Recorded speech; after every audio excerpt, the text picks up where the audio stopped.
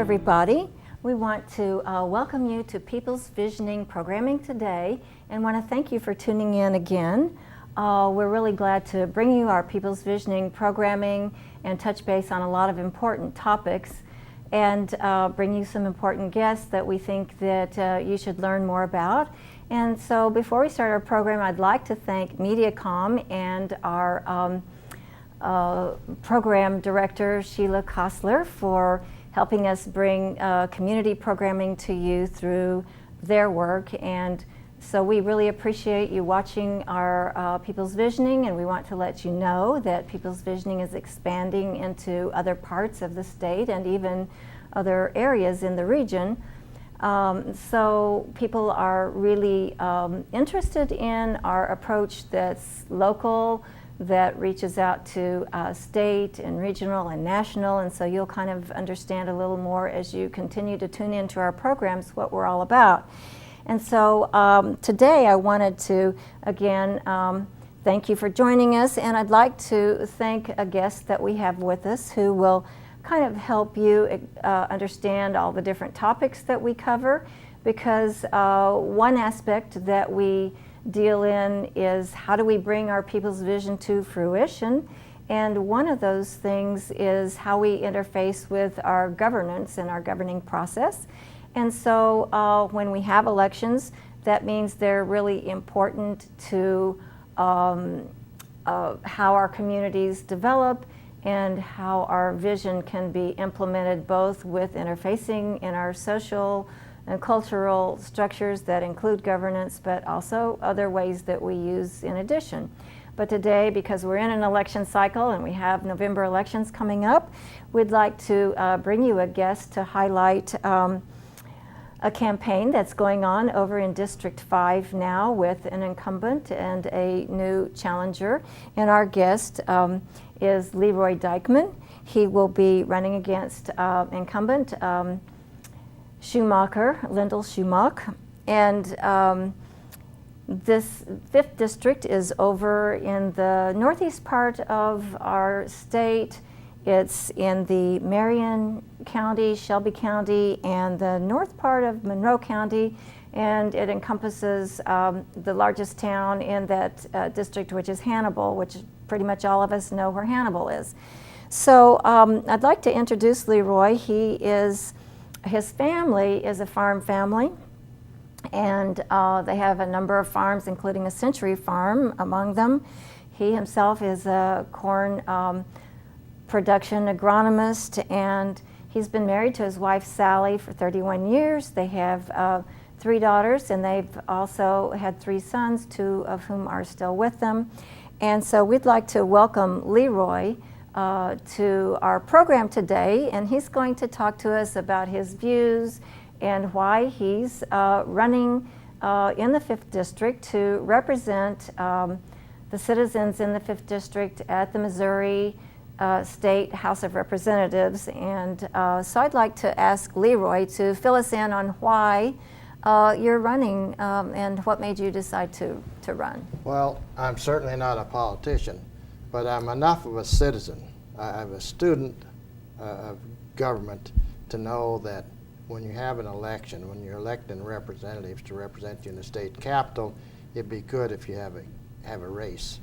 So when I saw on the last day of filing that no one was running against the incumbent, it was just a no-brainer that as a citizen who cares very much about what's going on, what happens, and looking at the record of how the incumbent has voted and how the legislators voted, there's obviously some ways I would have voted differently, and so I can provide a choice for the voters of the 5th District. So that's why I'm running. And so that's really great to have another voice and to have a choice, and to both represent your citizens in the 5th District, but also really the state, because when we're in the state legislature, we have to work with other legislators for the good of the state.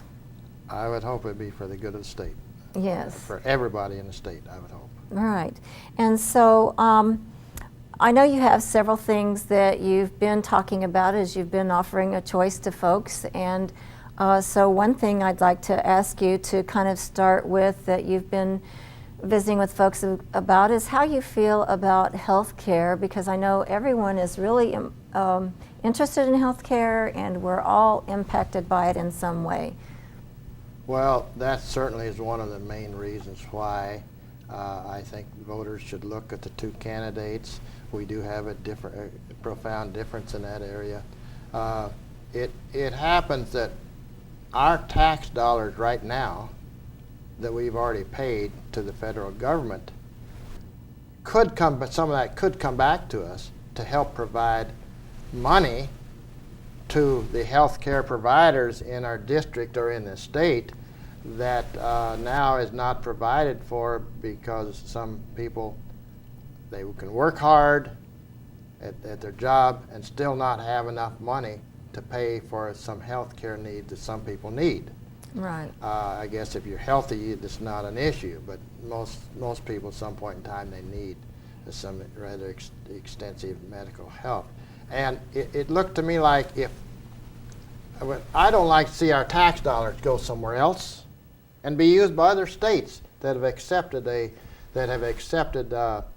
expanded health care for those citizens that I'm referring to that don't have the resources, due to no fault of their own. That do actually work, but That's still right, don't that's have right. enough money That's right. to pay for their health care.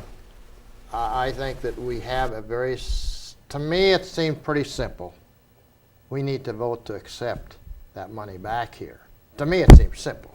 Now, one of the reasons it is that I think that money could have been used or could be used to employ people in the healthcare field in Missouri. And one University of Missouri study, I think the most reputable study, said that it would employ about 24,000 people. And one of the things we do need in Missouri are jobs. And then it looks to me like if people need health care and are not able to get it, it looks to me like that could have an effect on life itself. And So we're talking about lives. Yeah, I would suspect that some people maybe don't make it because, and I don't like to use that word necessarily, but because they didn't have health care. And I just think it's a humane thing to do, and certainly to reach out to help those people. Yeah, to care about our neighbors and other family members, and actually, recognize that by denying, this assistance, that our taxpayer dollars are going to go for someone to get this help. Sure. That these our friends and neighbors here are, deserve to have our consideration, and it would definitely, obviously, save lives if people can get health care. Yeah. So what I've heard about it, we can't afford it. Doesn't seem like that's correct. If we've already paid in for it. Yes, and if it's going to go to someone, whether we take it or not. Yeah, and four surrounding states around us have accepted that money, and those people are getting help that our citizens are not getting. And I've met a lot of these people since I've been on the campaign trail that they work hard, and there's some of the employers seem to me like they take advantage of the tax situation we have and actually could pay them more than they do. I think that the difference between the CEO's salaries and the people that they hire is out of whack. Yeah, it's quite extreme. The inequity is fairly is growing, as most of the folks can tell. Yeah. So this money, if it came into the state, would definitely be creating jobs and an economic impact. And the states, the federal government pays, with dollars that it has been, that our taxpayers have paid, as you've mentioned. It covers the whole program for several years till I think 2017.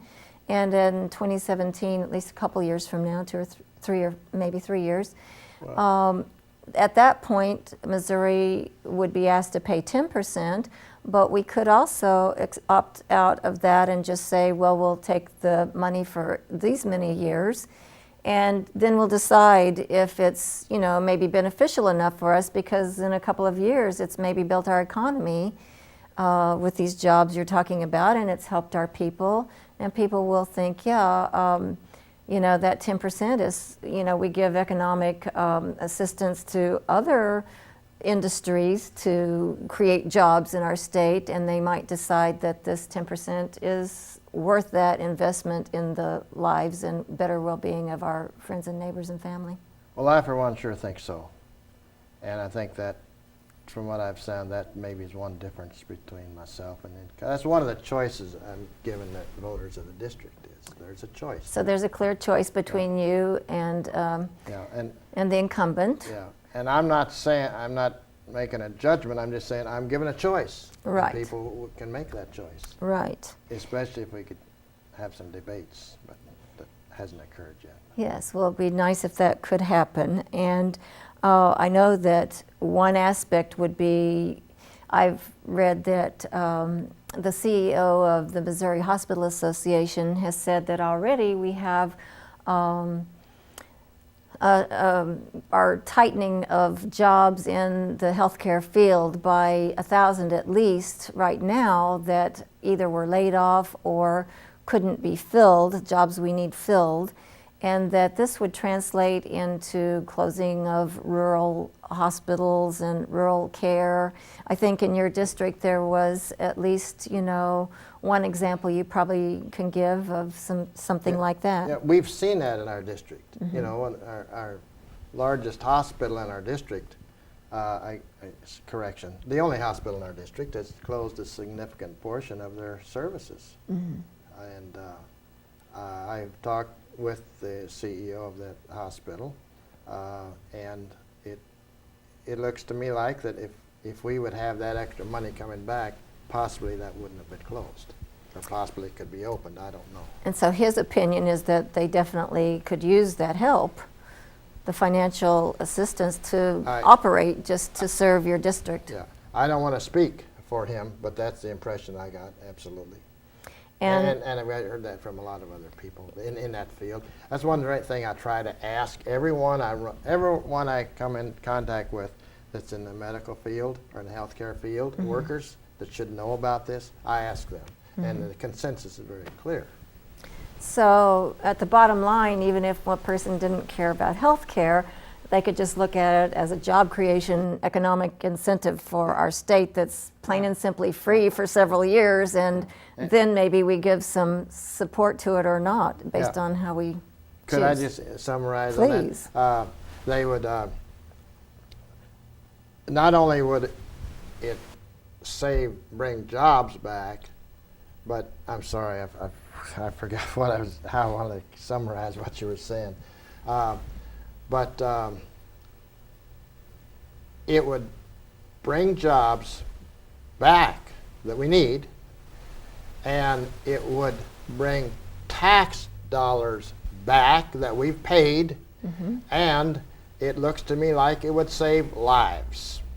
Those are three pretty important things to yes. someone like me. And I think it should be probably important to every voter across the state, but certainly in all the districts, but District 5 for sure, they've experienced this firsthand. So I wanted to say, while it's really obvious you're quite the expert in, you know, the corn agronomy, there are other energy sources you probably also support and at least know something about.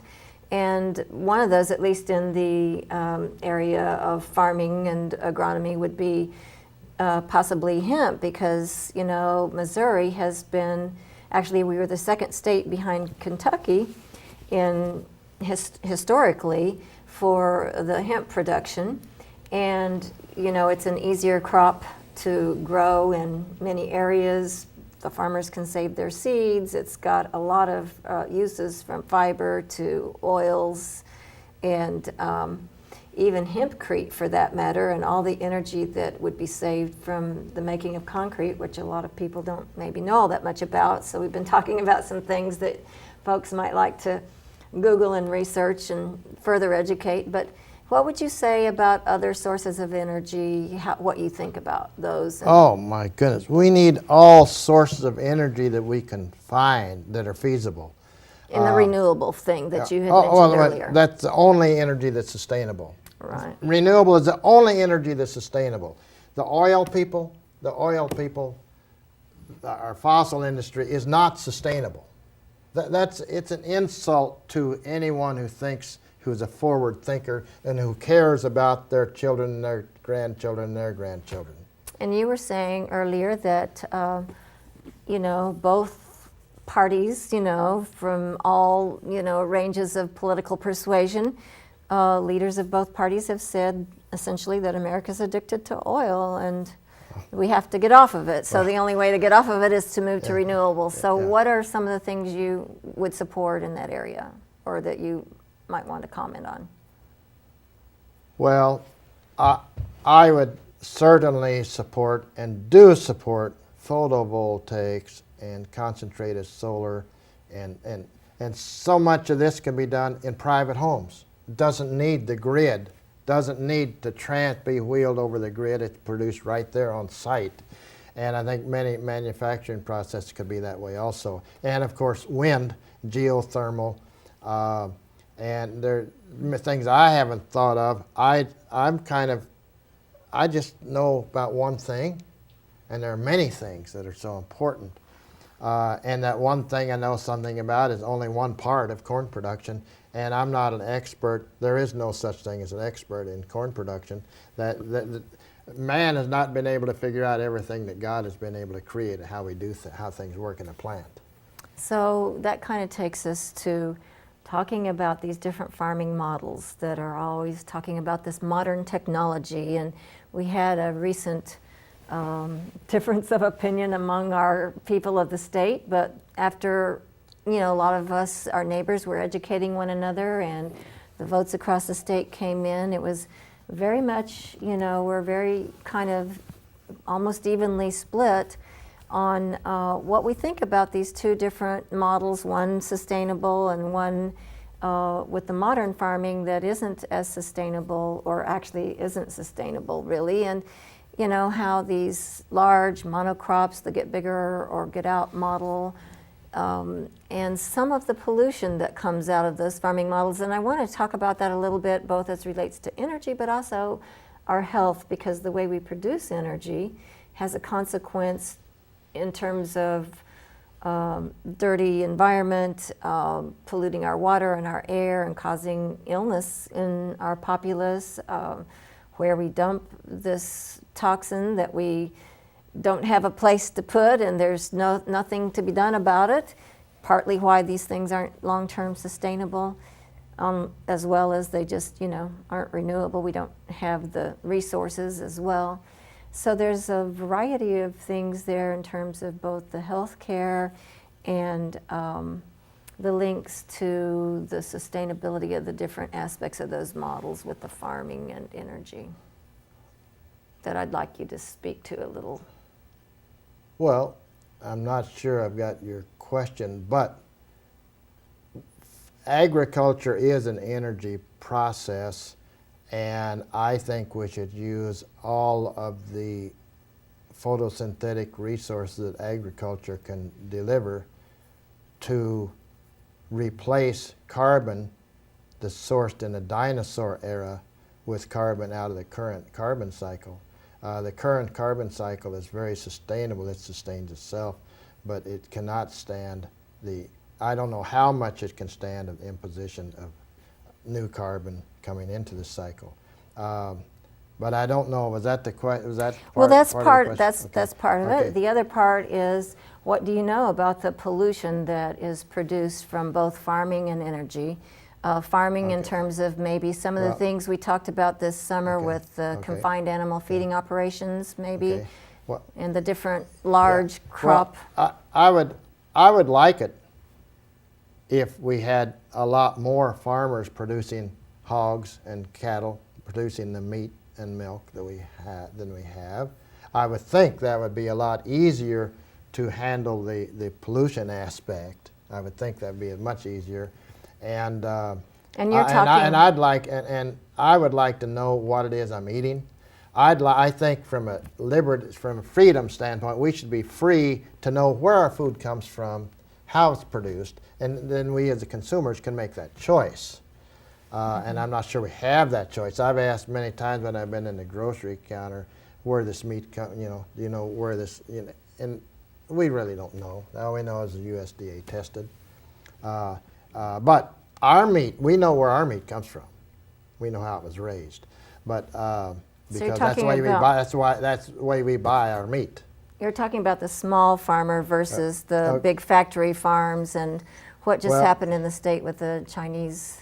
Oh, okay. When the Chinese pork packer wanted to come in and buy Smithfield Farms, we had an opportunity to stop that from happening. We had an opportunity to stop that from happening. And now it's my understanding that the largest single lien holder of Missouri farmland is the Chinese government. And I don't really like that well. I don't like that. And that's one area where I would have differed from the incumbent, where we'd have a choice, is that I'd like for all of our pork to be raised by Missouri farmers. By Missouri farmers. There is a question on ownership of the hogs, and my preference would be if Missouri farmers could produce all the hogs instead of these multi-global corporations coming in and controlling the hogs. These are the people that looks to me like screwed up the free market system. Now, I know there used to be producers of hogs and buyers of hogs. And people talk about the free market system. Well, you have a free market system when you have producers and you have buyers. But when the buyers started vertically integrating and controlling the hogs that were produced and owning the hogs that were produced and contracted them out on hog farms, that hurt the Missouri farmer, and that put a lot of Missouri hog farmers out of business. And so I don't like to perpetuate that type of, so if I would have been in the legislature, I would have voted different on that. It's very obvious, simple. And so that farming amendment that was passed with a very narrow margin the language, was confusing, and it actually came from deceptive. It came from American Legislative Exchange Council, which represents not the closely held family corporations, but the big national and multinational corporations. Isn't that correct? They actually wrote, that's the way the language originated from them. That's the way it looked to me. It just looked to me like the family that the farm that my forefathers purchased when they came over here from Germany, that's been in our family for years, for generations. I think those farmers have always had the right to farm. Yeah. But that Chinese pork processor didn't have the right to farm. But I guess he does now. And I think if the wording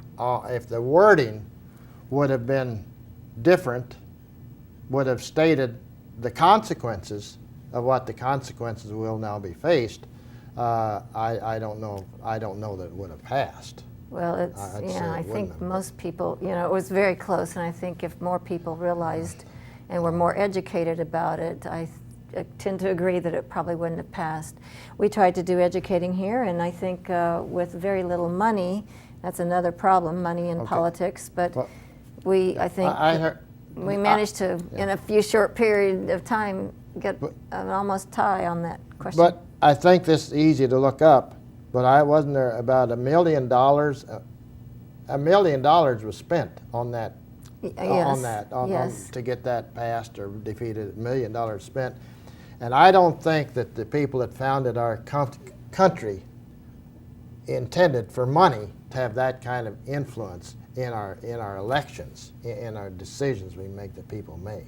And I when I studied the Missouri Constitution, it wasn't cluttered up with all the things it's cluttered up with now.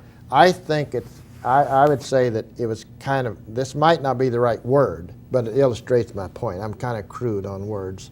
But I think it was an insult to the Missouri Constitution to start putting different segments of our economy into classes that are protected in the Constitution.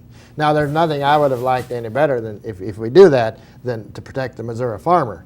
But that isn't, I think it protected the Chinese pork processor. And beyond that, even, even if people would say, no, it just protects the farmers here, then still and yet we could ask the question, well, why wouldn't we want other industries protected? So it just kind of starts down the slippery slope and expands our Constitution. Yeah, well, now we have the Anyways. farmers and the fossil fuel industry are protected pretty well, and they're doing. But I'm all for the farmers and doing well and having the rights that they should have. And I didn't think that if we had if we have good legislatures, I wouldn't, and good elected officials, I wouldn't have thought anyone could take the rights away from a farmer without the amendment. Anyway. So to sum up, I think that you really support moving away to a more sustainable energy and a range of Distributive sustainable energy, yes. and distributed where folks can really reap the benefit themselves. And if I'm fortunate enough to be elected, I do have a plan, a very long-term plan of how we can stop this hemorrhage of dollars out of our Missouri 5th District and out of Missouri for energy. See, we don't, in the 5th District, we don't produce much energy. And I don't know if we produce any energy, but we sure send a lot of money out of the district for that. And I know that we could be producing that energy here at home, and we're not. And then we're addicted to oil, as George Bush said, we're addicted to oil. And as long as we're addicted, our mind cannot function properly on that subject. And so you have some local solutions that folks might like to learn more about, and you've got a website, I think. Yes. And we'll post that on the show here to make sure folks can follow up with you. Okay. Now, I said I'm not a politician. I'm not a very good web person, but the website is being constructed right now, and I hope it gets constructed I hope it gets finished before the election. So check it frequently. I'm sure it will, but even now it's ready with at least some information, and it will be continuously updated. It is, and yes, it is. And I've got wonderful volunteers working on my campaign. And everyone works for free. Yeah, they're volunteers. They're just terrific. They're terrific. So I'd really let them down if we lose the election. Wouldn't that be a bummer if we lose the election? All the work they put into it. But whenever I put up a sign, I get the money to put up a sign, then there are others. The incumbent puts up more signs. Every sign I put up, he puts up 2. And if I put up a little sign, he puts up a big one. So it's kind of but money should not be in politics. And that really skews the equation here. We don't really have a fair and balanced situation. We kind of have one person muscles over the other person. And so I hope your ideas get out there, and we're trying to help you get them out. And I think that your ideas actually will save local people money. I want to mention this because I think some of your ideas that your local plan would at least include, since you said you supported a lot of different things, including photovoltaics and distributed generation, is people's visioning. We have a project here that's an educational project that we put together for our community, but also the whole region, that people could come and see a net zero energy affordable family home. So not some tiny little thing, but something that you could raise a family in, and by the end of the year you average out your bills. Some months you might have to pay a little, and other months you would have a credit. But by the end of the year, between the way the house is built and the on-site generation and all of that, you would have a net zero energy home. And so those things could help ultimately not only keep money in your district that's going out, but help the individual person with their utility bill prices and make their prices lower ultimately. That's what I think a legislature has a unique opportunity to do, to help that along. Or, I guess they could either help it or hurt it. But the legislature has a lot of power to help things like that. And I think that we need to help emerging industries. I know one of the fossil fuel industry, I believe it's been about 100 years that they've had their tax incentives and subsidies. And could I say one other thing? Please. I'm sorry. The tax code recognizes depletion, okay, in oil depletion. Okay, now, but the thing that I think is unfortunate about that is instead of that tax code, that recognition of that allowance, having money for those who will have to face the consequence of the depletion and providing it for future generations, that depletion allowance is taken by the people who are doing the depletion. And I think that's it. And so So therefore, there's a control in our legislatures that should not be there. So what's happening currently doesn't take into consideration future generations, and that feels like a morally wrong thing Yeah. to you, and I think to maybe many viewers that would probably agree with that. So thank you for making that point. And I just want to let the viewers know that, you know, a lot of times they will hear that it's too expensive, but this project we have here is to absolutely show that that is incorrect, and that you can actually have an affordable home and lower your monthly energy bills. And they can probably continue to say it's not. They can continue to say it's not affordable as long as they can keep people from starting to do it. Because the more people do that, the more we put into it, the more efficient it will become. Right. And my son, that's a contractor, just told me something that I'm so pleased to hear. He's building a house that will be powered by photovoltaics, by sun energy. That's great. And we need that. We Right. need that. Only he's not in our district. He's not in the state. Well, and so this house isn't in your district either, but it's something that's an example for the yeah, whole region. I don't know why most all houses in our district should have that, I would think. But our vested interests, I believe, support other interests. And I think that's unfortunate. And we have to move to supporting the people, what's in their best interest. And I this would- is certainly, when we can show that this is in their best interest, that's what we're trying to do. I would think so. I've been sent many pledges to sign when I signed up to be a candidate, and the only pledge I have agreed to is I've pledged to represent the people in my district, and the oath that I will take if I'm fortunate enough to be elected by the people of the Missouri 5th District. So we hope that people listen to that, because once people get elected, sometimes you just don't. Okay. Elected officials just don't do what's in their best interest of the And- people who are listened to them. So I wanted to ask about education now before we run out of time. I'd like you to talk about what you might like to say about education, and it can overlap any other subjects if you know. Well, most of these subjects do overlap, but Right. But education is the first bullet point on my 4-point bullet points in this little Right. brochure I have, and it says that all children should have the right to a good education, regardless of the financial means of their parents. And I want to support good local school districts, and the way to do that, one way to do that is you vote. Think about who you're voting for the school board, and the legislators to think about what they're doing, how they're supporting that. And we need to fund the education formula. We need to fund it all. And local school districts, they might each have different requirements, and I think no one can decide that any better than good local school districts and administrators and teachers and involved parents. So I want there are futures in our children, and now, and incidentally, the incumbent and I have both been invited to both been invited to appear before voters 7 different times. The one time that we both appeared, that he was here, was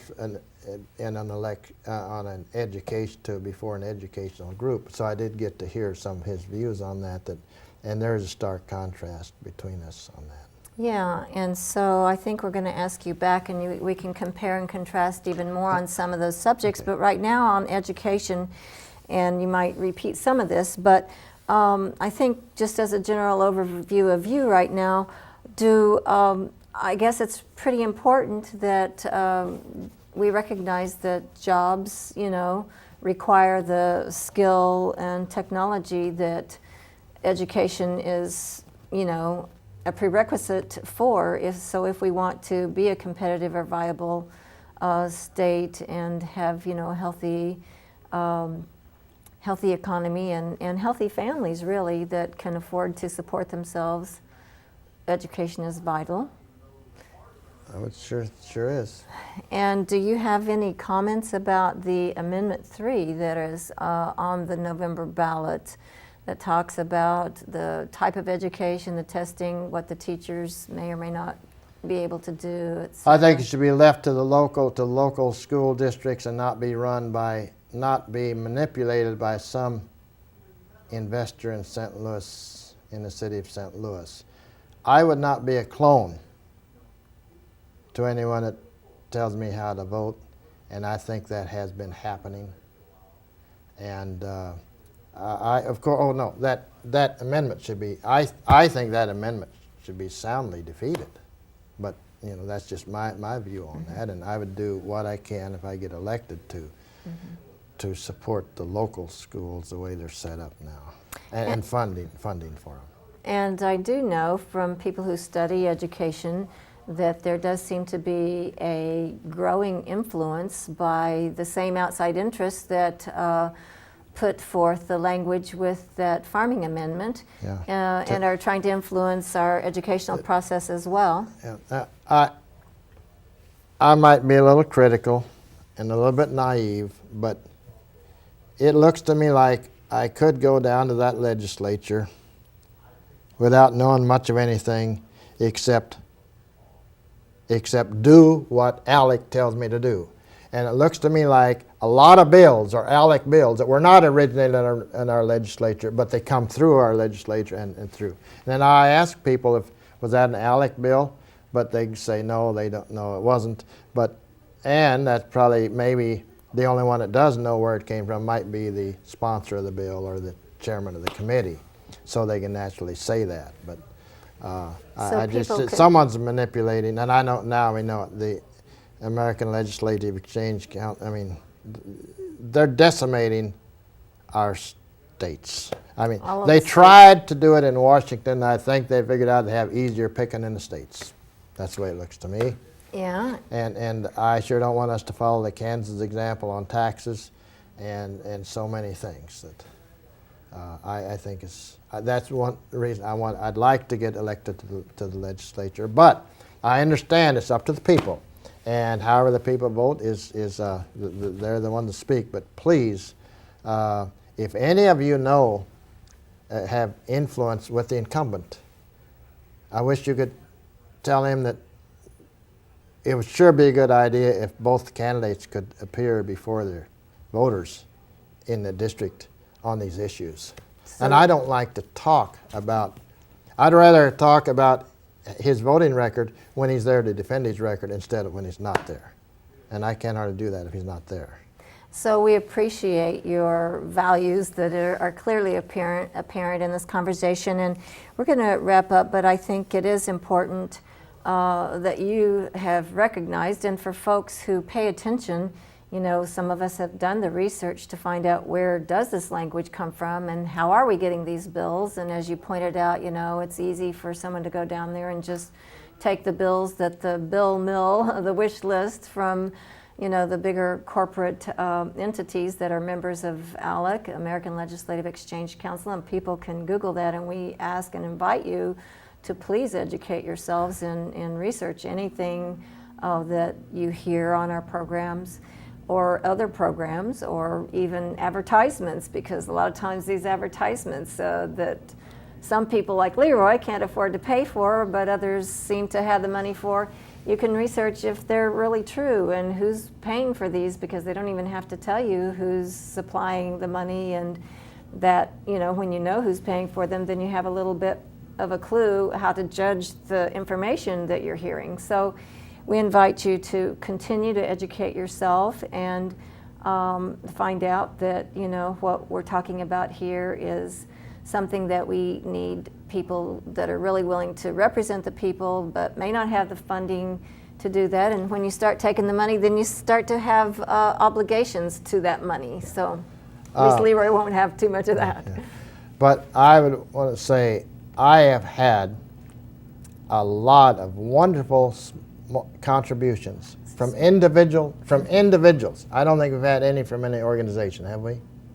But from individuals that make in from $25 to $500, and we appreciate every one of those. And it's so, really wonderful yeah. to see so many people out there working for me to win. And I've bought yard signs, and I was hoping maybe to get some big signs, but the yard signs are nice. They have their name out there. Yes. I mean, and, the money goes only so far. So Yeah. I want to personally make, you know, an encouragement for folks to check out Leroy's website for how to contact him, to be able to support him in his campaign. We still have at least a whole month, you know, before the elections, and every day counts. We'd like to encourage people to register to vote if you aren't, or if you know people who aren't registered.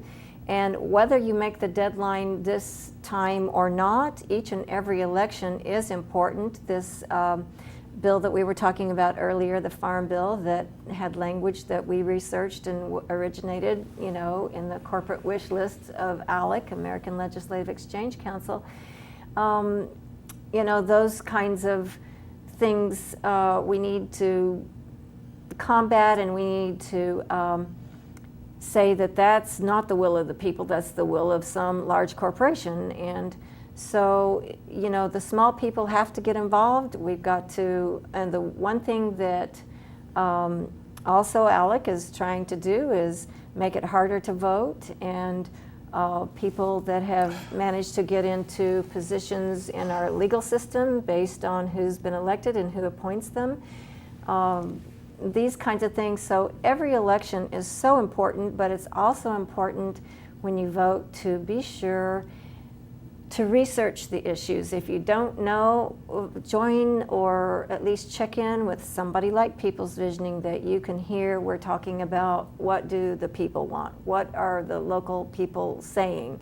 And what are the people that aren't associated with a big corporation saying? And when you hear people saying, oh, well, you know, that's an outside interest, but they act like ALEC isn't an outside interest, and, you know, it's kind of like playing two sides of the fence. And so these things, when you research it, you begin to kind of see what's really going on. And so we just ask you to get involved, get educated, spread the word, and realize that our voting is so critical, and helping the candidates as best we can. Small contributions, or as much as you can afford, is clearly vital, and because we have to have, you know, at least enough campaign to get the message out and help us have a choice and help us change things, because I think a lot of us can look around and many people don't vote because not only they don't think their vote counts, but this last summer with the Farm Amendment 1, Right to Farm,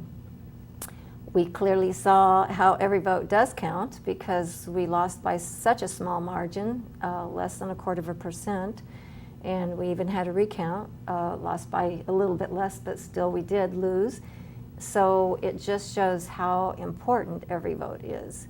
And so please spread the word, get your friends registered. Even if they miss the deadline, they need to vote in all the primaries and everything, and really get involved, because ALEC tries to, you know, make our voting rights more difficult. So that goes to show that that's really one of the power tools that we have. And it's maybe one of the only tools we really have left when we have so little money, you know, individually, and it's hard for us to come together and match the kind of dollars we're looking at here. So, Leroy, thank you for being here. If you'd like to finish with any other comment, please, I'd want to give you a chance to say any last thing. Okay, is October 8th the last day? October 8th is the last day to register for November. Register for November. And you have a rally coming up. Yes, on the 11th, I think you correction, said. the 11th of October, Yeah. have a rally at Central Park in Hannibal, and it's at the park where Congressman Hatch, where Congressman Hatch's statue is, and Congressman Hatch is the one that was primarily responsible for the Hatch Act that provided land-grant universities with research facilities, and I think it's kind of neat to be there. And it just happens that the current issue of Agronomy Journal has the cover photo is from Sanborn Field, the oldest research station west of the Mississippi River, on a project that I'm working on, and that project is on sustainability to make our farming practices more sustainable. And that that's- Sanborn that's- Field is at the University of Missouri in right, Columbia. yeah, just a few, short distance from here. Yeah, where we're recording today, but it impacts not only, the research out of that impacts not only Missouri, but, really globally, from local to global. On the research I'm working on now, University of Missouri and Mississippi State University are doing a tremendous amount of work on it, and I really appreciate that, and that wouldn't be done without public money to help with that. But my name is Leroy Dykeman, but I'll be listed on the ballot as C. Leroy Dykeman for my first name, and Yeah, appreciate I'm gonna hold this up here. appreciate the privilege of being here. Well, And we need this because I've had so much difficulty getting.